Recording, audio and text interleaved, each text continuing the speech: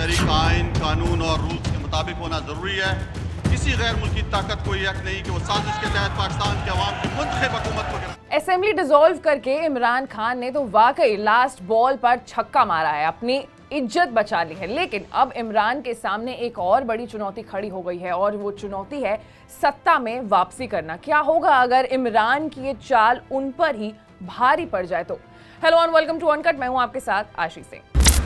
पाकिस्तान में तख्ता पलट होना, असेंबली भंग होना, सरकारें बदलना और सरेआम पीएम की हत्या हो जाना काफी आम बात है। आपको जानकर हैरानी होगी कि पाकिस्तान में आज तक कभी भी किसी भी पीएम ने अपना कार्यकाल पूरा नहीं किया है, क्योंकि कभी प्रधानमंत्री की हत्या कर उन्हें सत्ता से बेदखल कर दिया जाता है, तो कभी राष्ट्रपति से पहले गवर्नर जनरल के तौर पर काम कर रहे देश के राष्ट्रीय अध्यक्ष वजीर आजम को बेदखल कर देते हैं, तो कभी अपनी ही पार्टी के नेता बगावत कर अपने प्रधानमंत्री को सत्ता से हटा देते हैं। रही सही काम जो है वो सेना पूरी कर देती है और जो प्रधानमंत्री से अनबन कर उन्हें सत्ता से बेदखल कर देता है। इस बार भी वैसा ही कुछ हुआ।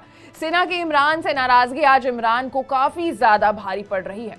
खैर, बात करते हैं 90 दिनों में होने वाले चुनाव के बारे में। What is the probability of Imran Khan winning the री-इलेक्शंस?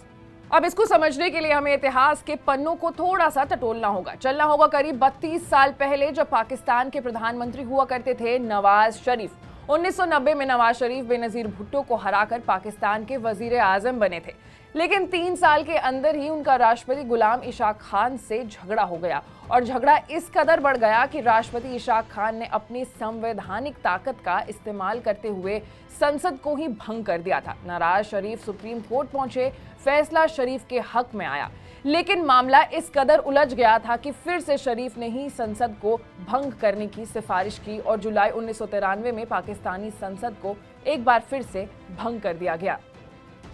चुनाव हुए तो नवाज शरीफ हार गए। जीत फिर से मिली बेनजीर भुट्टो को, उस बेनजीर भुट्टो को जो पहले भी पाकिस्तान की प्रधानमंत्री बन चुकी थी और उन परिस्थितियों में भी बनी थी जब उनके पिता जुल्फिकार अली भुट्टो को मार्शल लॉ के दौरान फांसी पर लटका दिया गया था और बेटी ने पिता के विरासत को संभाल लिया था।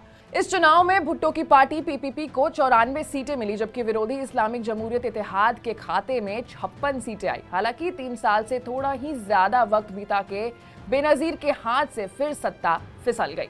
पाकिस्तान में फिर से चुनाव हुए और फिर से नवाज शरीफ ही पाकिस्तान के वजीर आजम बने।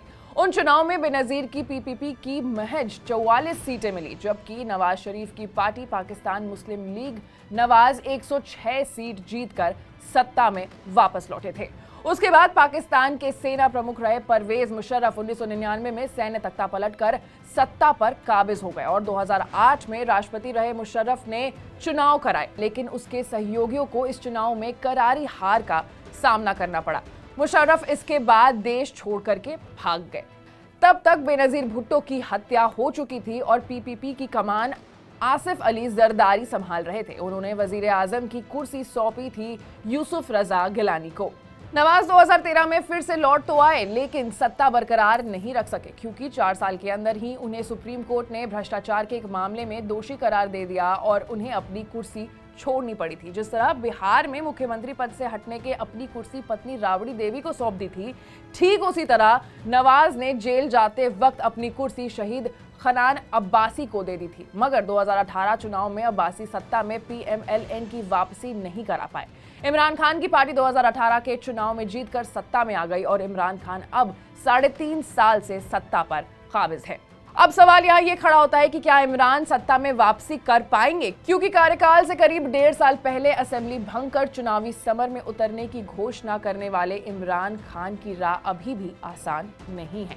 उनके विरोध में करीब 10 पार्टियों का गठजोड़ है। वहीं महंगाई, भ्रष्टाचार और लॉ एंड ऑर्डर मुद्दे लगातार उनके सामने आकर के खड़े हो गए हैं, जो कि इमरान खान को बैकफुट पर ला करके जिन्होंने खड़ा कर दिया है। अब आगे क्या होने वाला है ये तो 90 दिन जब पार हो जाएंगे तभी समझ में आने वाला है, लेकिन ऐसे ही तमाम बड़े विश्लेषणों से अपडेटेड रहने के लिए आपको अनकट को लाइक, सब्सक्राइब और शेयर करना होगा। साथ ही साथ आप कमेंट करके हमें ये भी बताइए कि आपको क्या लगता है 90 दिनों बाद क्या वापसी कर पाएंगे इमरान खान, या फिर जो रिवाज रहा है वही रहेगा आगे।